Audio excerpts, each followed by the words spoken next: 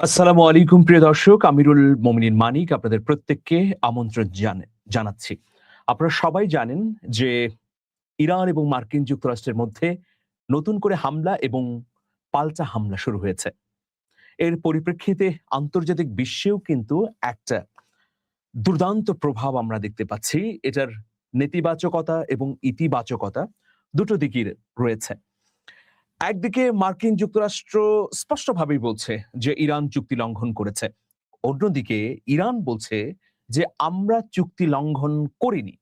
আমরা চুক্তির ধারাগুলোকে একদম পুঙ্খানুপুঙ্খভাবে মেনে চলার চেষ্টা করছি। কিন্তু ট্রাম্পের কথা হচ্ছে যে হরমুজ প্রণালী দিয়ে তাদের অনুমতি ছাড়া কোনো জাহাজ গেলেই তার উপরে কেন হামলা করবে তেহরান? দেখুন, তেহরান তার চুক্তির মধ্যে স্পষ্টভাবেই বলেছে যে এই হরমুজ প্রণালী তাদের সার্বভৌমের অংশ। সুতরাং এই জলপথ দিয়ে যদি কোনো তেলবাহী ট্যাঙ্কার, জাহাজ বা যে কোনো জলযান প্রবেশ করে বা চলাচল করতে চায় তাহলে অনুমতি নিতে হবে। সেই অনুমতি নেয়ার কিছু নিয়ম কানুন রয়েছে। আর যারা এই নিয়ম কানুন মেনে অনুমতি নেবে না তাদের বিরুদ্ধে অ্যাকশনে যাবে। এটা কিন্তু বারবার বলে এসেছে তেহরান। তো আমরা দেখলাম যে গত ৩ দিন আগে এরকম অনুমোদনহীন দুটি তেলবাহী জাহাজে হামলা করেছে ইরান। এতেই ক্ষুব্ধ হয়ে গেছেন ট্রাম্প। তিনি তুরস্কের আঙ্কারায় অবস্থানকালেই ঘোষণা দিয়ে বসলেন যে যুদ্ধবিরতি শেষ বা শান্তি চুক্তি ভঙ্গ হয়ে গেছে। সুতরাং এখন আর কোনো ইরানের সঙ্গে চুক্তির সম্পর্ক নেই। এরপরে আমরা কি দেখছি যে ইতালির পক্ষ থেকে স্পষ্টভাবে জানিয়ে দেওয়া হয়েছে যে আমরা ইরানের বিরুদ্ধে কোনো যুদ্ধে অংশ নেব না। গতকাল দেখুন, ফ্রান্সের পররাষ্ট্র দপ্তর থেকে একটা বিবৃতি দেওয়া হয়েছিল। সেইখানে এই যুদ্ধবিরতি লঙ্ঘনের জন্য ইরানকে দায়ী করা হয়েছে। কিন্তু আজকের যে বিবৃতি সেখানে ফ্রান্স স্পষ্টভাবে বলেছে যে দুপক্ষকেই সংযত হবে। তারা এক ধরনের দৃঢ়তার সঙ্গে হুঙ্কার দিয়ে বলেছে যে যদি দুপক্ষ সংযত না হয় তাহলে ভবিষ্যৎ ভয়াবহ এবং বৈশ্বিক যে জ্বালানি সংকট তৈরি হবে সেটা থেকে আমরা কেউই বের হয়ে আসতে পারবো না। তো প্রিয় দর্শক, এইরকম পরিস্থিতিতে আমরা দেখতে পাচ্ছি যে ইরানের পাশে পরোক্ষভাবে হলেও এই দুটি রাষ্ট্র অবস্থান নিয়েছে। একদম স্পষ্ট করেছে ইতালি। অন্যদিকে ফ্রান্স ঘুরিয়ে ফিরিয়ে দুই পক্ষকেই চপেটাঘাত করতে চায়। তার মানে ডোনাল্ড ট্রাম্পকেই আসলে বেশি শায়েস্তা করার মনোবাসনা থেকেই ফ্রান্সের প্রেসিডেন্ট ইমানুয়েল মাখো এখন আহ্বান জানাচ্ছেন পুনরায় আলোচনায় বসবার জন্য। তো প্রিয় দর্শক, আমি তথ্যগুলোর ভেতরে প্রবেশ করতে চাই। মধ্যপ্রাচ্যে ইরান ও যুক্তরাষ্ট্রের মধ্যে চলমান তীব্র উত্তেজনার মাঝে এক বড় কূটনৈতিক ও সামরিক সিদ্ধান্ত পুনর্ব্যক্ত করেছে ইতালি। মার্কিন প্রেসিডেন্ট ডোনাল্ড ট্রাম্পের নানামুখী চাপ এবং সমালোচনার মুখেও ইতালির প্রধানমন্ত্রী জর্জিয়া মেলোনি সাফ জানিয়ে দিয়েছেন ইরানের বিরুদ্ধে কোনো ধরনের সামরিক অভিযানে অংশ নেবে না তার দেশ। আপনারা জানেন যে জর্জিয়া মেলোনিকে নিয়ে ডোনাল্ড ট্রাম্প অনেক রসবোধ করেন বা আন্তর্জাতিক ফোরামগুলোতে যেখানেই দেখা হোক তারা করমর্দন করেন, হাক করেন এবং ট্রাম্প তার সঙ্গে ফটো সেশন করেন। এভাবে নানা ধরনের ভিডিও কিন্তু সোশ্যাল মিডিয়া থেকে শুরু করে ইউটিউব এবং অন্যান্য প্ল্যাটফর্মে ছড়িয়ে পড়েছে। তো যাই হোক, সেই জর্জিয়া মেলোনি কিন্তু স্পষ্টভাবে জানালো যে আমরা ইরানের বিরুদ্ধে কোনো পদক্ষেপ গ্রহণ করব না। এটা মার্কিন যুক্তরাষ্ট্রের প্রেসিডেন্ট ডোনাল্ড ট্রাম্পের বিরুদ্ধে বড় ধরনের চপেটাঘাত। আঙ্কারায় অনুষ্ঠিত ন্যাটো শীর্ষ সম্মেলনে সাংবাদিকদের সঙ্গে আলাপকালে মেলোনি ইতালির এই অবস্থানের কথা পুনর্ব্যক্ত করেন। তিনি বলেন, ইরান সংকটের শুরু থেকে আমাদের অবস্থান অত্যন্ত স্পষ্ট। আমরা ইরানের উপর কোনো ধরনের হামলায় বা সামরিক অভিযানে অংশ নেব না।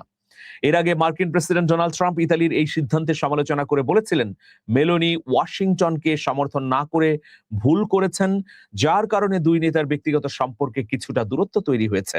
মেলোনির ট্রাম্পের সেই মন্তব্যের কড়া জবাব দিয়ে মেলোনি বলেন, মধ্যপ্রাচ্য সংকটে সামরিক শক্তি প্রয়োগ করে দীর্ঘস্থায়ী স্থিতিশীলতা আনা সম্ভব নয়, বরং এই সংকট সমাধানে এখন কূটনৈতিক প্রচেষ্টাকেই জোরদার করা জরুরি।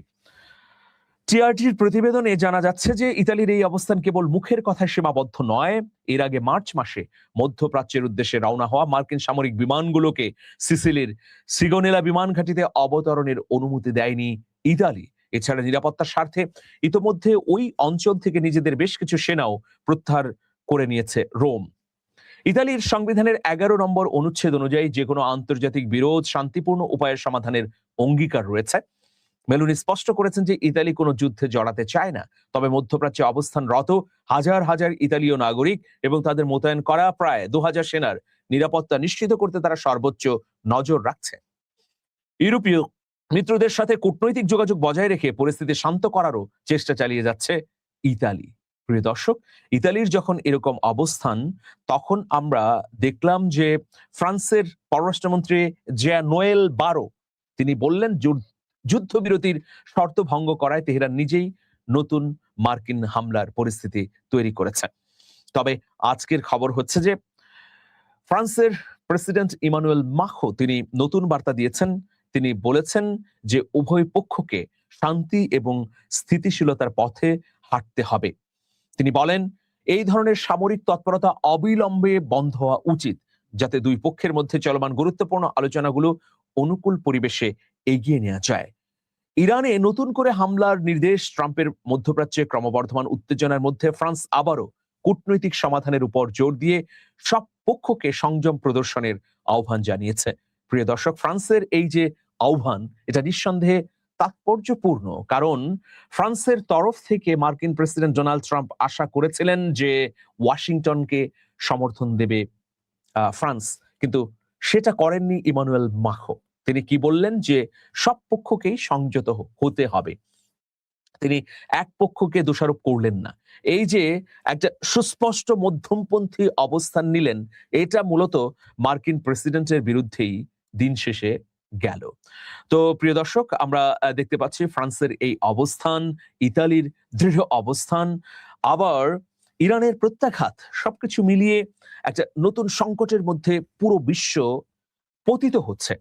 প্রথম দিন মানে দুদিন আগে ডোনাল্ড ট্রাম্পের নির্দেশে 80টি জায়গায় হামলা করা হয়েছে ইরানের।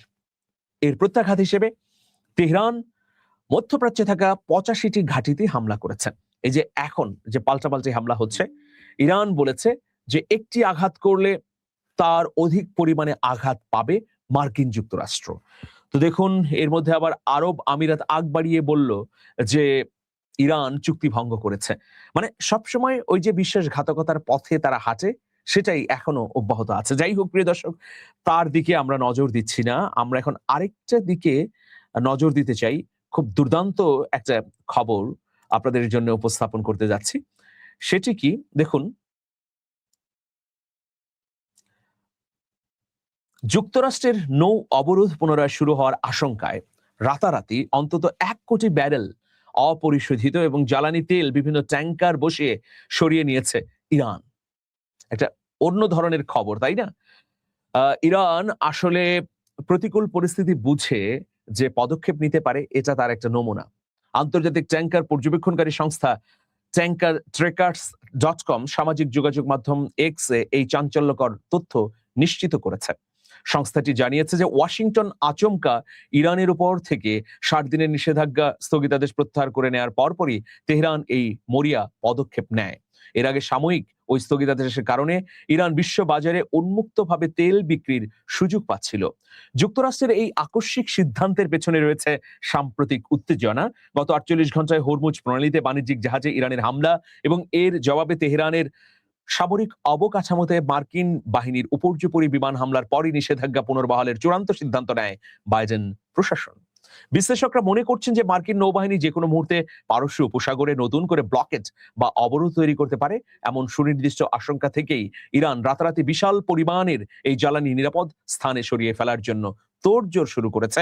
এই ঘটনা মধ্যপ্রাচ্যের ভূ রাজনীতি এবং বিশ্ব জ্বালানি বাজারে নতুন করে অস্থিরতা তৈরি করতে পারে বলে বিশ্লেষকরা বলছেন।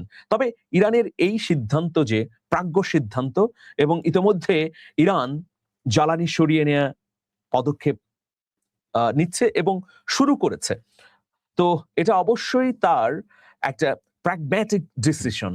কারণ মার্কিন যুক্তরাষ্ট্র অবরোধ আরোপ করবে, এরপর হামলা করবে, এগুলোর বিপরীতে ইরান তার সক্ষমতা দেখাবে না, তা তো হয় না। সুতরাং আমরা দেখতে পাচ্ছি যে এই উত্তেজনা সামনে আরো বাড়বে। আগামী ৭২ ঘন্টায় হয়তো অগ্নিগর্ভ মধ্যপ্রাচ্যকে নানাভাবে ভস্মীভূত হতে আমরা দেখব। তো যুদ্ধটা কিন্তু মার্কিন যুক্তরাষ্ট্রের ভূমিতে হচ্ছে না, এটা হচ্ছে কেবলমাত্র মার্কিন যুক্তরাষ্ট্রের সুবিধা। প্রক্সি হিসেবে মধ্যপ্রাচ্যের ঘাঁটিগুলোকে বিধ্বস্ত করছে ইরান, আর অন্যদিকে মধ্যপ্রাচ্যের ঘাঁটিগুলো থেকে মার্কিন যুক্তরাষ্ট্র ইরানকে বিধ্বস্ত করছে, হামলা করছে। ইরানের বিভিন্ন জায়গা তারা ধসিয়ে দিচ্ছে।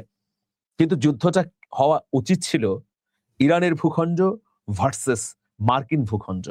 যদি মধ্যপ্রাচ্যের দেশগুলো মার্কিন যুক্তরাষ্ট্রকে সামান্যতম জায়গাও না দিত ঘাঁটি করতে, তাহলে মার্কিন যুক্তরাষ্ট্র কি ইরানের বিরুদ্ধে লড়াই করার দুঃসাহস করতো না। তাহলে দেখুন, মধ্যপ্রাচ্যের রাষ্ট্রগুলো কি হিন্দু, খ্রিস্টান বা বৌদ্ধ অধ্যুষিত? না, মুসলিম অধ্যুষিত। তাদের শাসকরাও মুসলিম বলেই দাবি করেন, কিন্তু তারা মার্কিন ঘাঁটির জন্য ভূমি ব্যবহার করতে দিচ্ছেন। তারা নিপীড়ক মার্কিন ইসরায়েলি শক্তিকে প্রশ্রয় দিচ্ছেন। ফলে একদিকে মধ্যপ্রাচ্যের মুসলিম রাষ্ট্রগুলোতে অবস্থিত মার্কিন ঘাঁটির বিরুদ্ধে অভিযান চালাচ্ছে ইরান, আর ওই ঘাঁটিগুলো থেকে সরাসরি আক্রমণ করছে যুক্তরাষ্ট্র ইরানে। তো সুতরাং ইরানের লক্ষ্যবস্তু তো মধ্যপ্রাচ্যের রাষ্ট্রগুলো হবেই। ইরান এমনও করতে পারে, যখন ধরুন কুয়েতে থাকা সব মার্কিন ঘাঁটি ভস্মীভূত বা ধসে যাবে, একদম ধ্বংসস্তূপে পরিণত হবে, তখন ইরান কি করবে? ধরুন ওই দেশের সরকারি বেসরকারি স্থাপনায় হামলা করবে শাস্তি হিসেবে, যে তোমরা কেন মার্কিন যুক্তরাষ্ট্রকে তোমাদের দেশে ঘাঁটি করতে দিলে। তো দেখুন, সর্বশেষ তথ্য মতে আমরা জানি যে পুরো মধ্যপ্রাচ্য জুড়ে 19টি স্থায়ী অস্থায়ী ঘাঁটি রয়েছে, আর অসংখ্য সেনা ব্যারাক বা সেনা আবাসন অথবা বিভিন্ন মার্কিন যুক্তরাষ্ট্রের স্থাপনা মধ্যপ্রাচ্য জুড়েই রয়েছে। যদি সেগুলো সহ আমরা হিসেব করি, তাহলে কয়েক হাজার স্থাপনা হবে এই মধ্যপ্রাচ্যের বিভিন্ন দেশে রয়েছে মার্কিন যুক্তরাষ্ট্রের। তো সেগুলোতেও কিন্তু হামলা করছে ইরান, আর এই তথ্যগুলো পাচ্ছে রাশিয়ার এবং তুরস্কের গোয়েন্দাদের মাধ্যমে। সামনের দিনে লড়াই আরো শক্তিশালী হবে বলেই ধারণা করা হচ্ছে। তো মার্কিন যুক্তরাষ্ট্রের পদক্ষেপের উপর এগুলো নির্ভর করছে, কারণ ইরান স্পষ্টভাবে জানিয়েছে মার্কিন যুক্তরাষ্ট্র একটা মারবে আর আমরা মারবো দুটো। দর্শক, আজকে পর্যন্তই। ভালো থাকবেন, শুভেচ্ছা নিরন্তর। আল্লাহ হাফেজ।